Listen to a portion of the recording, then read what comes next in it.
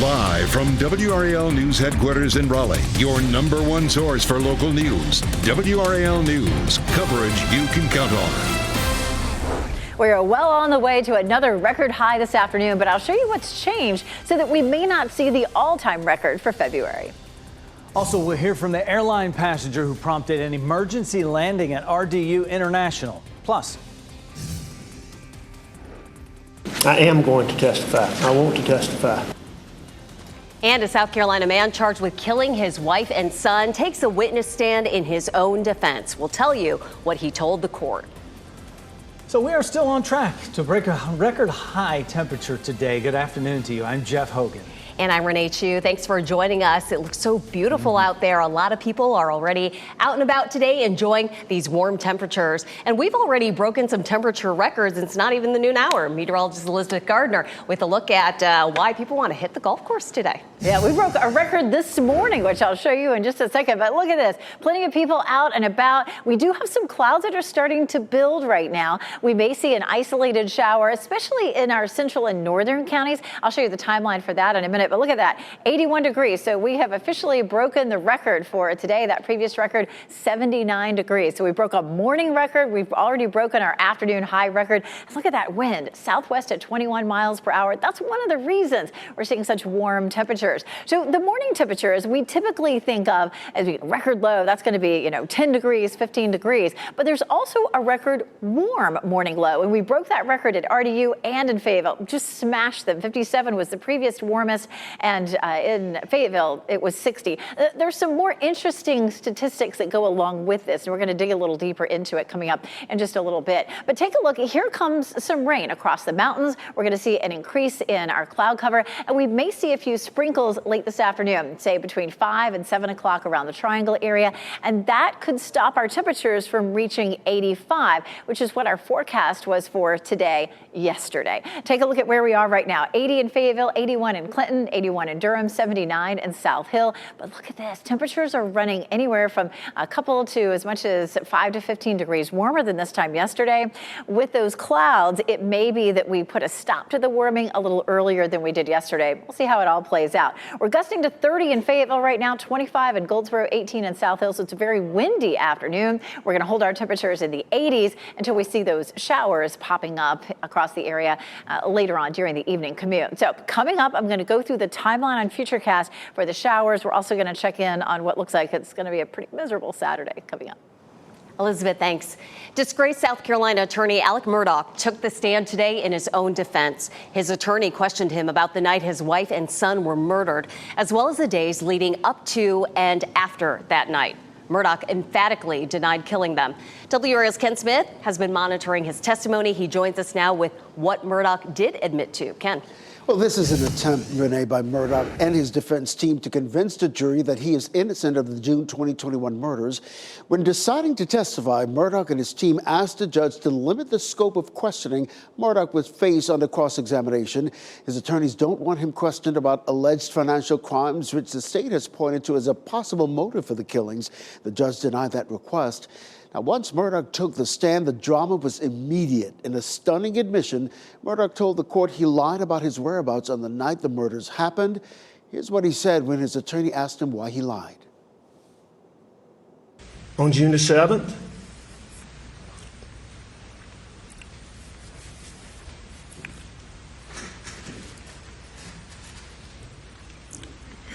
I wasn't thinking clearly.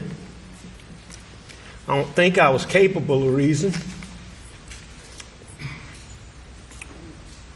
And I lied about being down there. And I'm so sorry that I did.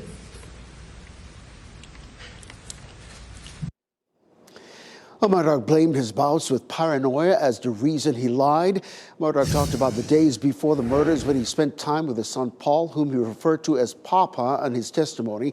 These, of course, are live pictures of Murdaugh right now on the stand. A minute ago, they were listening to the 911 tapes from that night. He and his attorney went through that night, and they're going through that night of June 7th, 2021, almost minute by minute, laying out a timeline of his whereabouts to counter the prosecution's case. Murdoch's wife and son were found shot to death on the family's property that night in June 2021. Now, to reiterate, the judge ruled prosecutors will be allowed to question Murdoch about things relevant to the case. We'll continue to monitor his testimony for any new developments in the WRAL Live Center. It is riveting to hear him speak. Ken, thank you.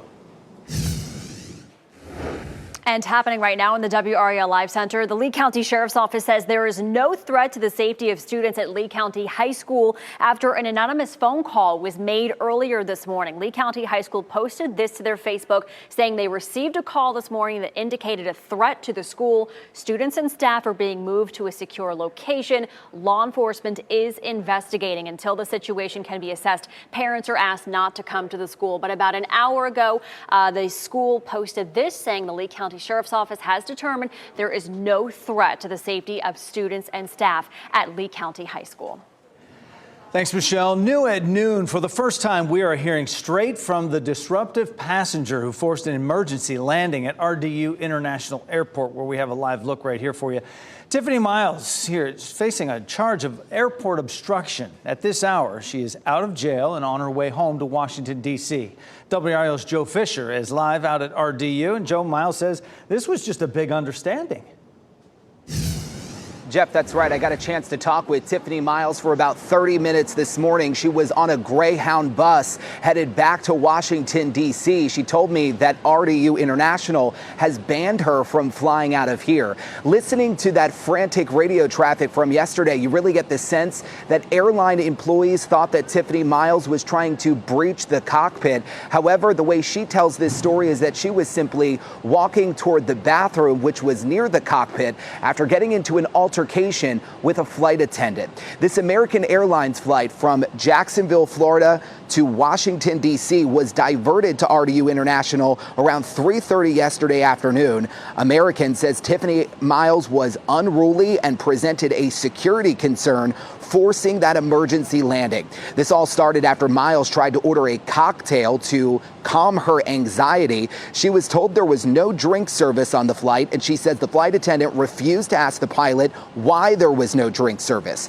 After that encounter, Miles says she got up and was walking towards the bathroom, also in the direction of the cockpit, when she was stopped by the flight attendant and a passenger who stepped in to stop her from walking any farther. Miles returned to her seat and says about 5 minutes later, the flight crew approached yet again. They grabbed her out of her seat and briefly used zip ties to restrain her. She says at that point, she became irate. I started freaking out because so many people started getting up on me. I started freaking completely out. Because I'm like, oh, this is not called for. It's just ridiculous. And then she kept just smirking and laughing. And I'm like, did you get a kick out of this? Like, what are you doing? I'm allowed to get upset. Getting angry is not against the law. And Miles was charged by RDU Airport Police with airport obstruction, a misdemeanor. She's scheduled to be back in Wake County Court in March. I did just check in before going on here with the FBI. They tell me that she is not facing any federal charges at this point. Jeff? All right, Joe Fisher clearing that up. Thank you. Live out at RDU. In a tweet late last night, the FAA said it is making progress toward new safety measures on planes to handle situations like this. Those include requiring new planes to have a second barrier to the flight deck. And now to that horrifying story out of Orlando, where police are trying to piece together a mass shooting. A gunman is accused of killing a 20-year-old woman, returning to the crime scene and gunning down more people, including a news crew and a 9-year-old girl. Guad Venegas shares how this crime is not only affecting the public, but those who have to report it. Twice in one day, the same Orlando neighborhood, the scene of murder and mayhem. Authorities say a gunman opened fire at the same location just hours apart, killing at least 3 people and leaving 2 others in critical condition. Authorities arrested 19-year-old Keith Melvin Moses, a teen they say had a troubled past. He has a lengthy criminal history to include gun charges, aggravated battery and assault with a deadly weapon, burglary, and grand theft charges. Among those killed, Dylan Lyons, a 24-year-old journalist for Spectrum News 13 in Orlando. In a GoFundMe page, his sister writing he was a happy soul and wonderful person, adding he loved his fiancée and was a devoted son to his mother and father. Our Orlando NBC station's coverage emotional. There are people here who knew that reporter, who his fiancée and I were just embracing. This is every reporter's absolutely worst nightmare. The reporter and photographer were in Pine Hills covering a deadly shooting that happened earlier that day involving a 20-year-old woman who was shot and killed in a vehicle. He was an acquaintance of the woman. Just hours later, investigators say the suspect returned to the crime scene and opened fire at the news crew, killing one and critically injuring the other, Jesse Walden, who has been able to speak with investigators and colleagues, according to Spectrum News 13 anchor Greg Angel. Other members of the media jumping in to provide first aid on at least one victim before emergency crews arrived. Deputies say the suspect then went into a nearby home, killing a 9-year-old girl and shooting her mother. Had no connection to the reporters and no connection to the mother and a 9-year-old. Spectrum News releasing a statement reading in part, "Our thoughts are with our employees' family, friends, and co-workers during this very difficult time." That was Guad Venegas reporting. We also want to take a moment to say we're thinking about Spectrum News 13 in Orlando as they grieve the loss of their coworker who was killed doing its job of reporting on the community. It's what we do every day. An 11-year-old is recovering after being shot twice by his father during a 20-hour standoff in Cary. The father killed himself after that. Police say he was experiencing a mental health crisis. If you or a loved one is in need of help, call the National Suicide Prevention Lifeline at 988. Today, a group working to keep Orange County schools safe will meet for the first time. The School Safety Task Force is a direct response to this when members of the Proud Boys disrupted a school board meeting in 2021. The Proud Boys are a far-right group, and several of its members have been convicted for crimes linked to the January 6th riot at the U.S. Capitol. The School Safety Task Force will meet tonight at 5:30 in Hillsborough. Members will discuss how the government, schools, law enforcement, and the community can all work together to improve school safety. Next at noon, Transportation Secretary Pete Buttigieg tours the site of the Ohio train wreck, how people in that town are taking out their frustrations after the toxic spill. Also, Italy could face another drought. What that would mean for cities that depend on waterways for transportation and safety services. And breaking weather news, we have just broken the record high at RDU, where you are looking live right now. The previous record was 79, and we're sitting at 81. Elizabeth Gardner is in the WRAL Severe Weather Center with a look at some showers that could pop up across the viewing area. Download the new WRAL streaming apps on Roku, Fire TV, Apple TV, and Android TV.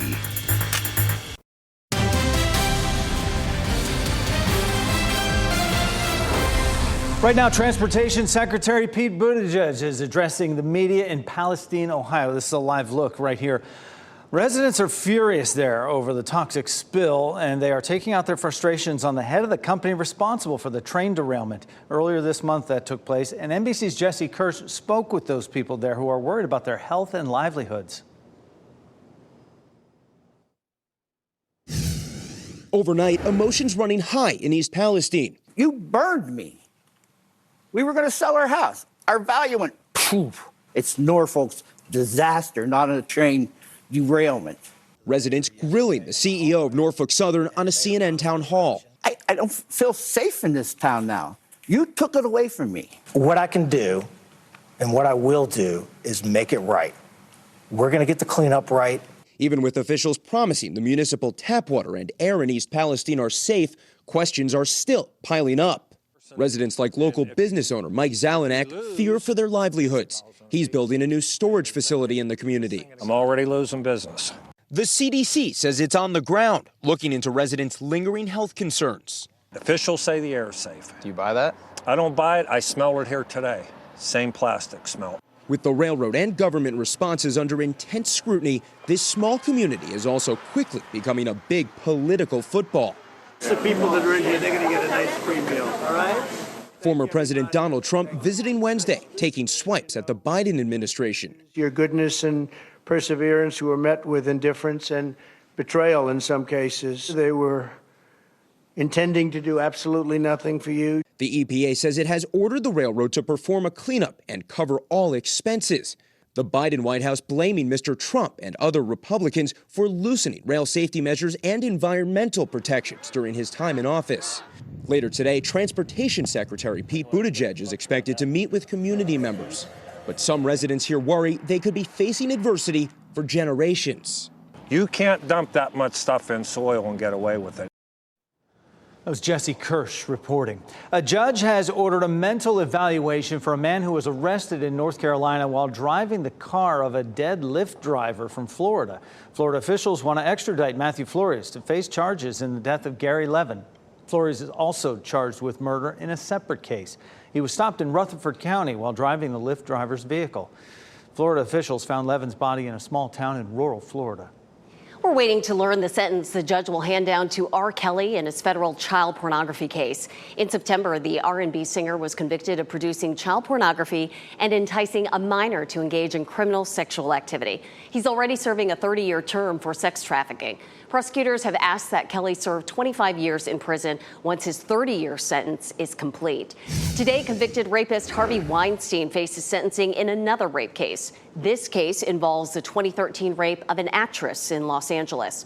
Prosecutors have recommended Weinstein receive the maximum penalty of 24 years in prison with no eligibility for parole. The 70-year-old is already serving a 23-year prison sentence for a sexual misconduct conviction in New York, which he's appealing. Weeks of dry winter weather are beginning to raise concerns that Italy could face another drought. The warning comes as Venice faces unusually low tides that are making it impossible for the gondolas and water ambulances they use to navigate some of those famous canals. Scientists say the Alps received less than half its normal snowfall, adding to the emergency. Recent weather forecasts signal some much needed precipitation and snow in the Alps in the coming days. We've already broken the daily record high, and today could be close to the warmest day ever in the month of February in Raleigh. WRAL's Nia Harden spent all morning at Lake Johnson Park, where people are enjoying the warmth. A lot of people out today, many of them on the water. We have seen them canoeing, fishing. We see people out with their dogs right now, as you can see. A lot of people working out, walking. And this is just one of those days where you have to take advantage of it. That's what they're telling us, because the warmest day in February on record was February 26, 1977, when it was 84 degrees. Now, we're going to come pretty close to that, but we have only had 80-degree temperatures in February 14 times since 1945. We spoke to some people who say they notice this is a rare moment. I mean, you probably could never come again to the lake and walk around it in February. I keep saying that again, but it is that ridiculous at 7 in the morning and be able to just enjoy it. So I'd say if you have the opportunity, it's really good. It's really beautiful. Clears up your mind. So it's always a good thing to do. Nia Harden, WRAL News in Raleigh. It is a rare treat to get this warmth, and you can see people are taking advantage. Lovely at Dix Park, wherever you go out there. Elizabeth Gardner's in the WRAL Severe Weather Center right there. See the flags at the DBAP blowing a little bit there. Can that help to keep it more comfortable? So all this air is coming from the south. So the stronger the wind is, the more warmth we see moving in. And that's why our temperatures are so warm. Just a very strong wind coming out of the south. We're gusting up to 25, 30 miles per hour right now. And we'll see that for the next few hours before it begins to taper off a little bit this evening.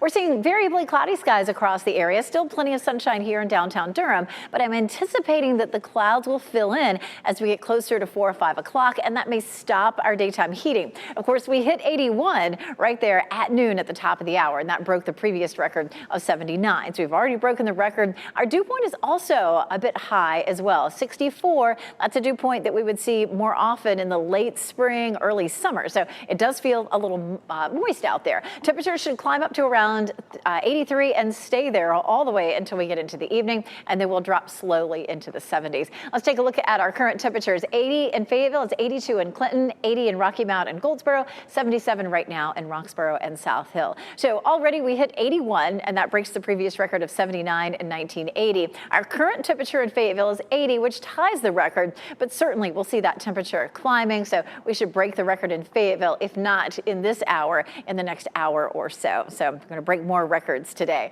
Our temperature is 87 is what we're forecasting in Fayetteville, 85 in Clinton, 81 in Roxborough, 84 in Rocky Mount, and 85 in Southern Pines. Let's talk a little bit more about some of these numbers. Originally, it looked like we might hit that 85, and it's not out of the question. It's just going to depend on how fast those clouds move in this afternoon and where those light showers end up landing. But certainly, getting to that 85 is not a guarantee. The previous hottest day in February was 84 back in 1977. We've hit 83 in 2017 and in 1989. So we're going to be close to the all-time. This month so far is the warmest on record. So far this winter, we're on track to be the warmest ever. We've had 5 days this month where we've tied or broken records. And as far as 80-degree days, we've hit that 14 times in February since 1985. Let's talk, 1945. Let's go back to that record warm low. This is the other record that we broke today. We hit 65, and the previous warm low was 57 at RDU, and in Fayetteville it was 60, and we hit 66. So we blew that right out of the water. So this is the warmest morning that we've ever seen in February at RDU. We saw that temperature this morning at about 7 a.m. Ties for the fourth warmest morning we've ever seen in winter at RDU. Winter is warming the fastest of all seasons, and while that may feel comfortable, it's not necessarily a good thing for a lot of reasons. We're seeing a longer pollen season, a longer insect season. We do have some light showers that are back to our west right now. We're going to see those showers moving in this afternoon. I'm going to walk through the timeline for you on Futurecast coming up in just a few minutes. We're also going to talk about Saturday, when our temperatures are going to drop through the 40s during the afternoon. We'll talk about the timeline for rain over the weekend coming up. So February comes back for a little bit, but not long enough. It's all out of whack. It totally is. Coming up on WRAL News at 5:30, no medic available. That's the last thing anyone wants to hear after a 911 call. What we're learning about recent emergencies in Durham County, where police on scene were left waiting for life-saving help. Plus, WRAL investigates rising food prices that are straining family budgets. While we pay more, we'll show you who is profiting from inflation tonight at 6. And still ahead this noon, Target is taking a chance on shipping, even as inflation looms in the U.S. The plan they think will position them to maintain a foothold in the industry. Plus, babies' brains are like sponges. One simple ritual parents should follow every day to boost babies' learning.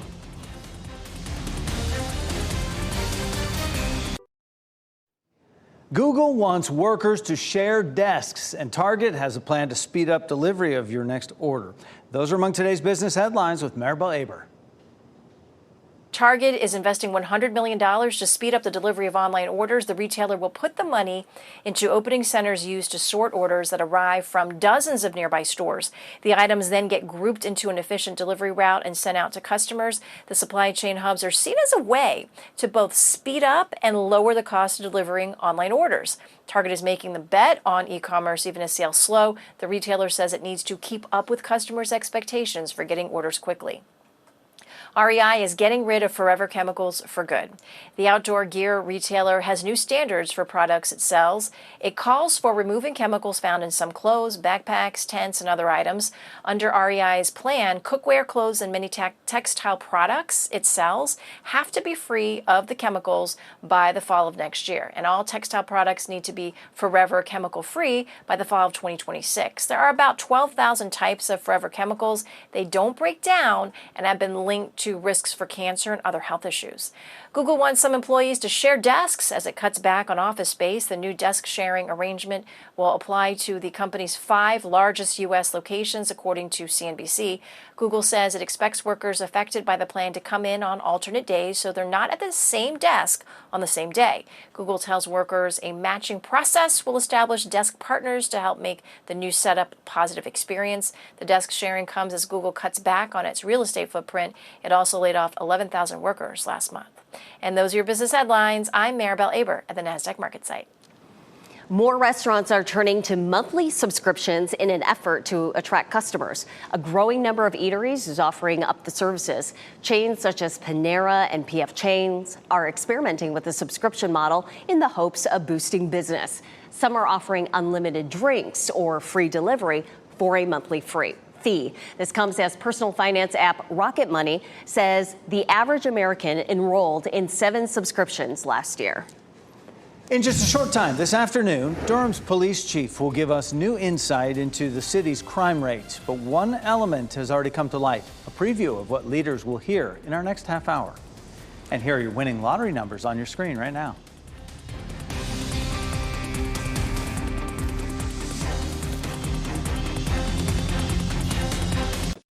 Shot in 4K ultra high definition. Your number one source for local news. WRAL News. Coverage you can count on.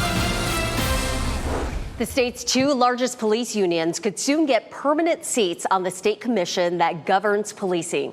State lawmakers unveiled that proposal today. WRAL Capitol Bureau Chief Laura Leslie is live at the Legislative Building with the new developments on this. Laura, good afternoon.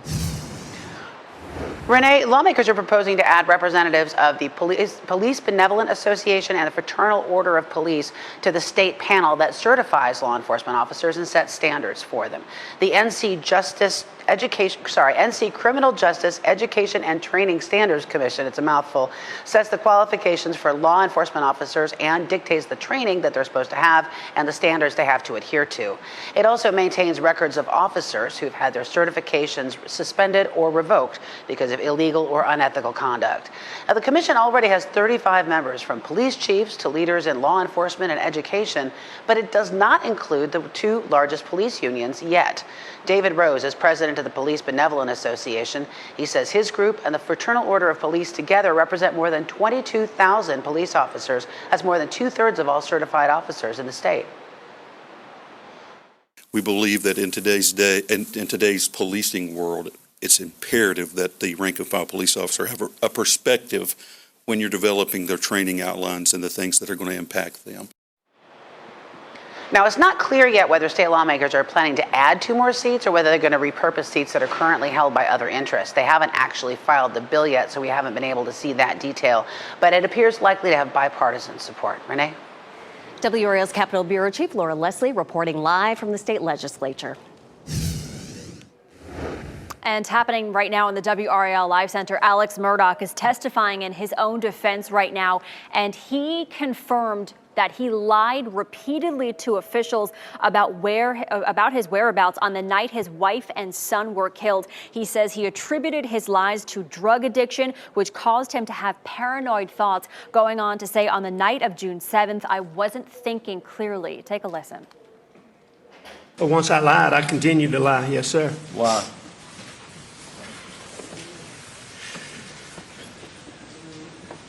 You know, oh, what a tangled web we weave. But once I told a lie, I told my family, I had to keep lying.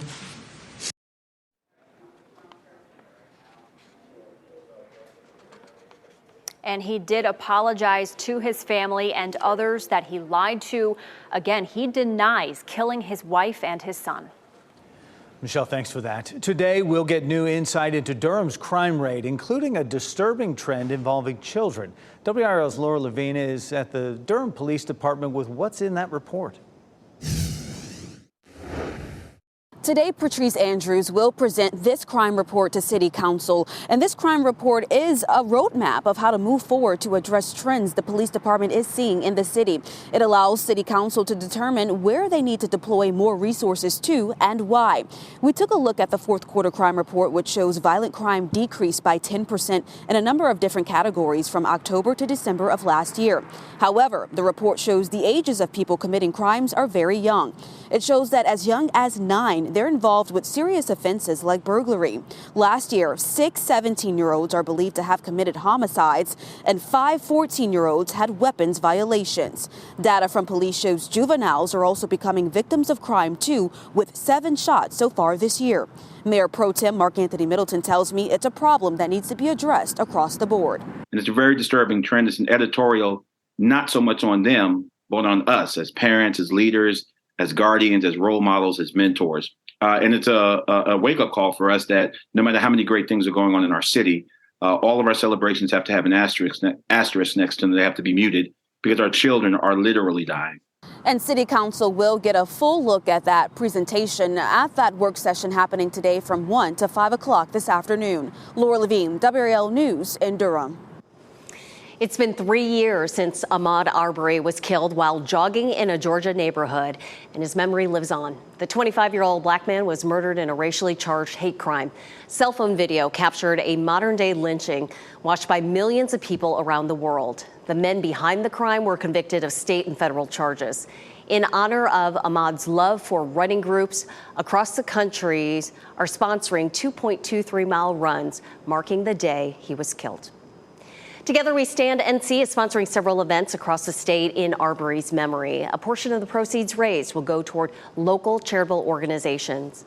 Tonight's run begins at 6:30 at Ponysaurus Brewing. That's located on Hood Street in Durham.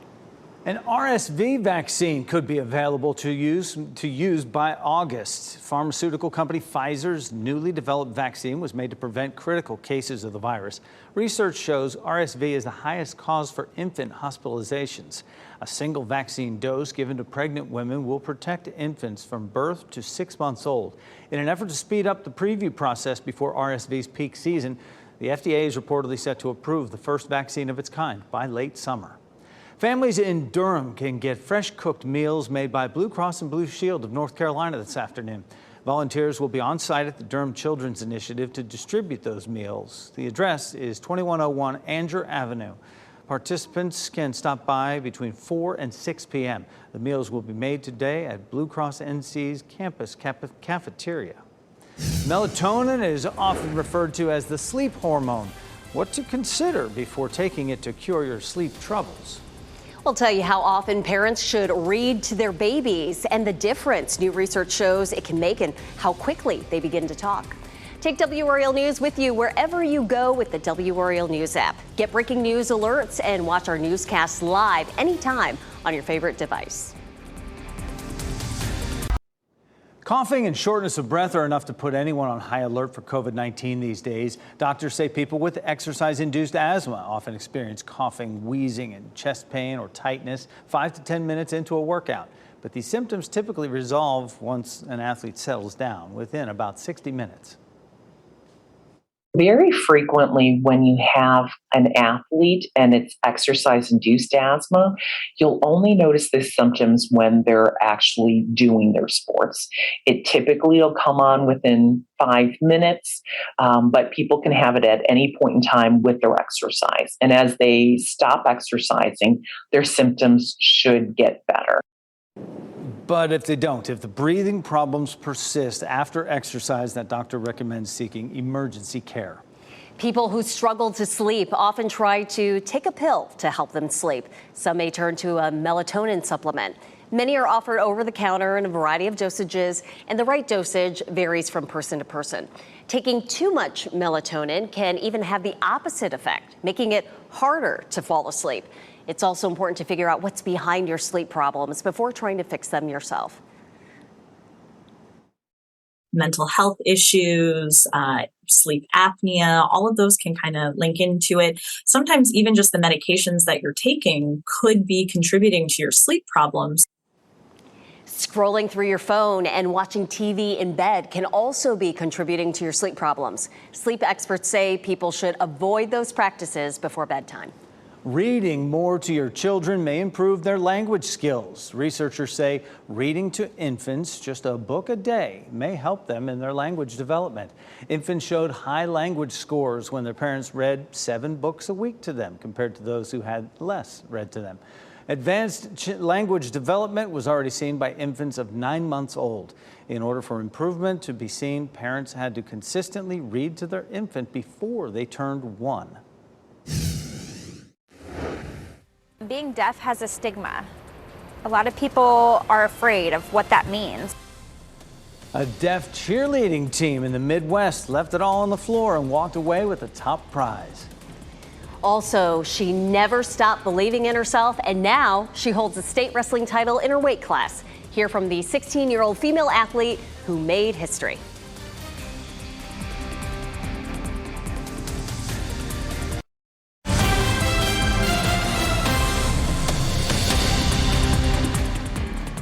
Happening right now in the WRAL Live Center, we now know the crew of a Norfolk Southern freight train carrying toxic chemicals in East Palestine, Ohio, tried to slow the train moments before it derailed. This, as they say, an overheated wheel bearing set off an alarm. A sensor registered the wheel had reached 253 degrees above the normal temperature. Crew saw fire and smoke, and they warned of a possible derailment to the dispatcher.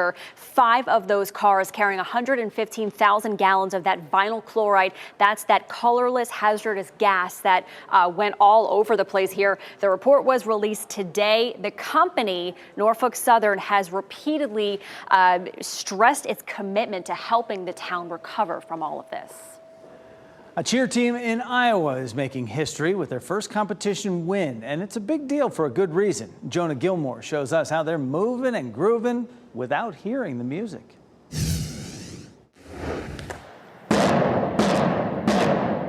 It's not about what you hear, it's more so what you feel. We feel everything. It's so important. This beat helps the Iowa School for the Deaf cheerleaders move and groove. At the beat of the drum, they feel a vibration. We practice and do our routine with the drum and the music, and we do it repetitively again and again. The ISD cheerleaders made history. It's just so exciting. I can't even explain it. I'm at a loss for words. Competing and winning the Great Plains School for the Deaf Cheer Championship.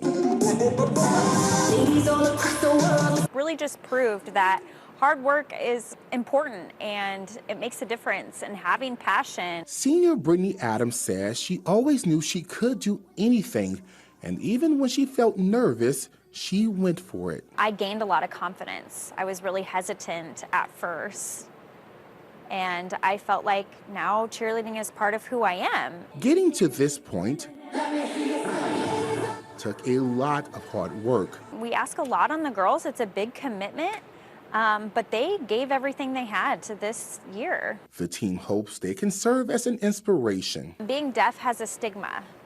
A lot of people are afraid of what that means. Proud to shatter glass ceilings, proving just because they are deaf, they can still make their presence heard. Once you commit and you give it your all. What an inspiring story. That was Jonah Gilmore reporting. A high school junior in Maine has made history doing what no other female athlete has done. She won a state wrestling championship.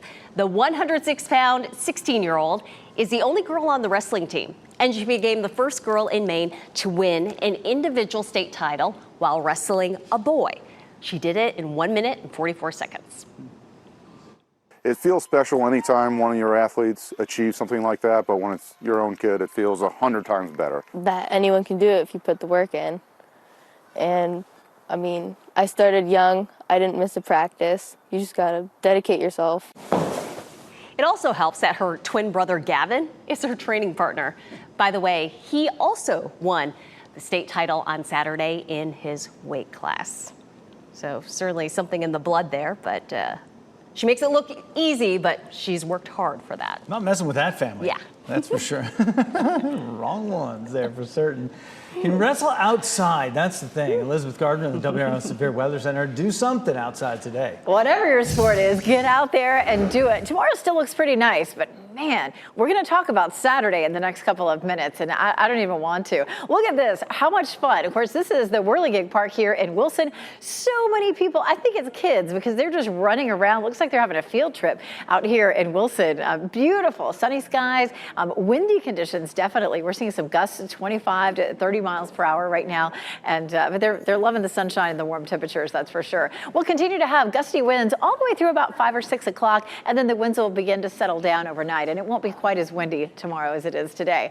All right, we've been talking about records and records and records all through my weathercast. We'll going to talk about our potential. Now, this morning we had new runs of the computer models that showed more cloud cover this afternoon and a chance of showers. And typically, if we see that, we want to drop the temperatures a little bit. And so we dropped the high to 83. We've hit 82 already now. The previous all-time record for the month of February was 84, set back in 1977. We talked about that earlier. We're just a few degrees from that right now. So we'll see. Keep checking back. Mike and Kat will have a lot more on how things turn out this afternoon. So we'll be close to it. Maybe we'll end up tying it. Fayetteville's already hit 82 as well, and the previous all-time record for Fayetteville, 85 back in 1930. So both of those are potentially in jeopardy. We've already broken the daily record highs for today. So looking at 83 potentially, but we're very close to that already. Tomorrow 72, and then Saturday 51 with 66 on Sunday. So we're about to take a big ride with our temperatures.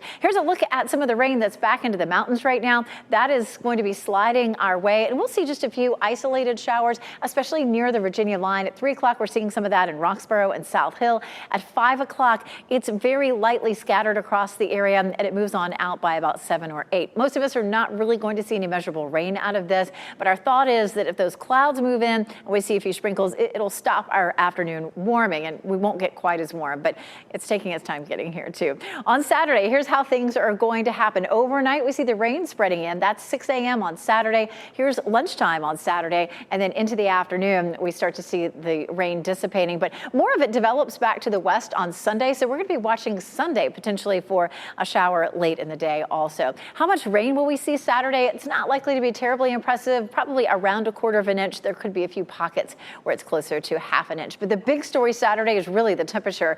At 1 a.m. Saturday morning, it'll be 50 degrees, but then as we get through the day, look at this, 8 a.m. 44, and at lunchtime 45. So that temperature that we see on the 7-day forecast is not what it's really going to feel like during the afternoon. Of course, it could always be worse. We're looking at the last day, really, of that major snowstorm across parts of the north. That is still causing flight delays all across the country. Saturday is going to be an inside day for us for those cold temperatures and the rain, but next week we're back to warmer temperatures. Thanks, Elizabeth. Coming up, the American Cancer Society is holding a first-of-its-kind fundraiser tomorrow in Raleigh, and you'll want to wear your dancing shoes for this one. And here's a look at last night's Powerball drawing. Good luck.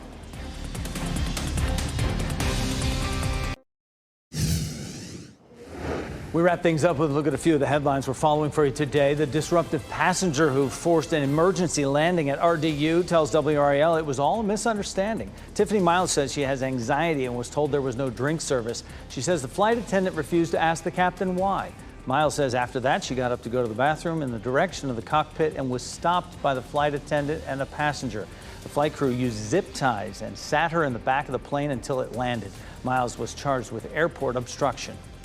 The state's 2 largest police unions could soon get permanent seats on the state commission that governs policing. State lawmakers made that proposal. It's not clear yet whether lawmakers intend to add more seats or repurpose existing seats currently occupied by other parties. The bill has not yet been filed, but it appears to have support from both Republicans and Democrats.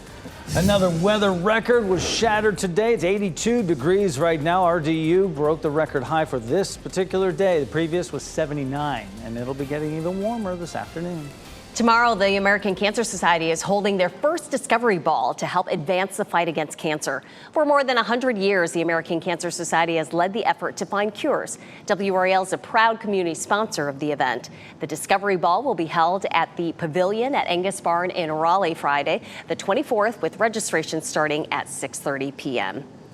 Our pet of the day is a sweet girl who loves taking naps. Meet Charlotte. She's 2.5 years old and weighs 55 pounds. She likes other dogs as well as all sorts of people, including children. If you're interested, contact spcawake.org. And this is our cue to go out and enjoy the weather. NBC News Daily is next on WRAL. Your next local news update in 30 minutes. Enjoy the day.